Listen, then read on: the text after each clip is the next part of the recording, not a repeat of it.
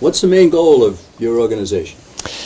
Gun Owners of America is organized to lobby the Congress to focus on pro-Second Amendment legislation and actually to try to get what has been put on the books taken off the books, as the federal government has no authority regulating guns.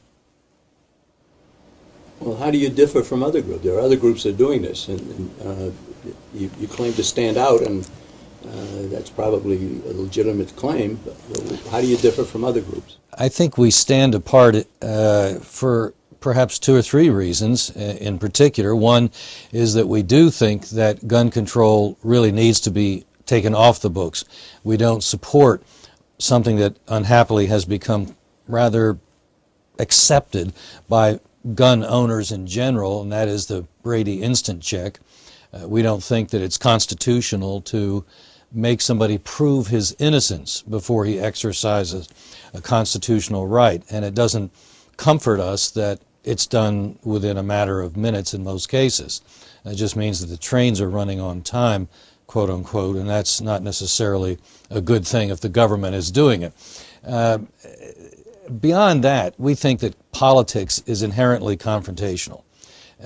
Our founder, Senator H.L. Richardson, when he was in the California Senate for over a couple of decades, saw time and again how the forces of freedom, not just on the gun issue, but certainly including the gun issue, would give ground and give ground, thinking that this was going to show that they were nice guys and that would stop the assault on their freedom. It doesn't work that way.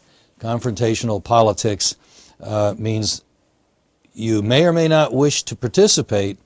That just means you're going to lose faster if you don't, and you'd better get organized and learn what it takes to make it happen, because the other side, the Marxists, the socialists, the Democrats, the liberal Republicans, whatever you want to call them, they're very good at this. They understand how this works, and that's why they've been so successful over the years.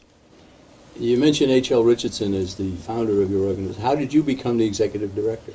Well, once the organization had been set up, Senator Richardson came to the East, looked around for a hired gun in the East, if you will, and I thought this would be a great opportunity to really defend the whole of the Bill of Rights, because the Second Amendment issue, even back then in the mid to late 70s, had a built-in constituency of people who were already somewhat organized and clearly were willing to fight legislatively and politically with their time and their money to make things happen. So it was a good choice. Basically, it comes down to a definition of an individual right versus a collective right. That's the real argument.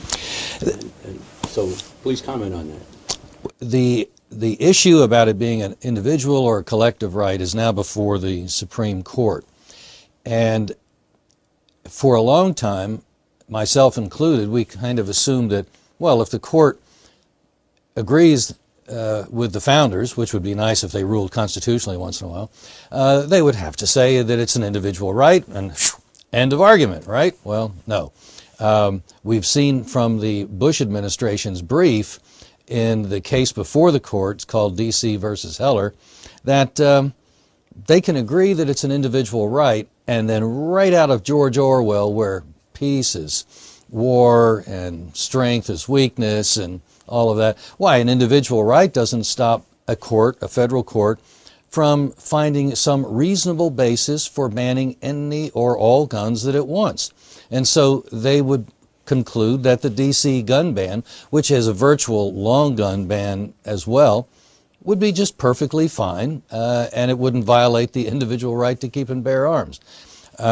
We are hopeful that this late entry in 1984, Newspeak, is going to be batted down, but it's a very serious problem. When the Supreme Court has a brief from the administration, they unhappily tend to put a lot of weight in what the administration is arguing for the powers, the interests, the rights of government, something which don't exist, but nevertheless in their minds, bless their heart, they do. Okay, you got the terminology in the Second Amendment mentions the word people. People, the right of the people to keep and bear arms shall not be infringed. There are some that still say it's a collective right, even though that's the terminology. Right. But aren't there other places in the Bill of Rights where the word people appears? The term people is something that you find in the First, Second, Fourth, Ninth, and 10th Amendments, at least. I think that's the correct list. The Supreme Court reviewed that in 1991, and in a kind of an aside, it wasn't part of the ruling in the case, they found that, you know, whenever the court uses the term, the Constitution uses the term people in the Bill of Rights, that's actually a reference to individuals. So the court's been on record, actually, that it is an individual right, not the right of the state of New York to have its own militia, let alone National Guard, which didn't exist for over 100 years after the Bill of Rights had been adopted, after the Second Amendment had been ratified. We're not talking about something that belongs to a state. And actually, the brief that came up out of the lower court, the D.C. Court of Appeals, handled this issue very well. Judge Lawrence Silberman, writing for the majority, pointed out that the term militia was something that was used in colonial America and into early Republican America, for that matter.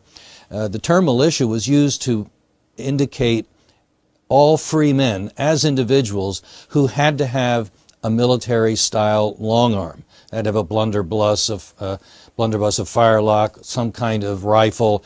They had to have something suitable for military use. They had to own it. They would bring it with them to muster. They would take it to any military engagement. They would keep it at home.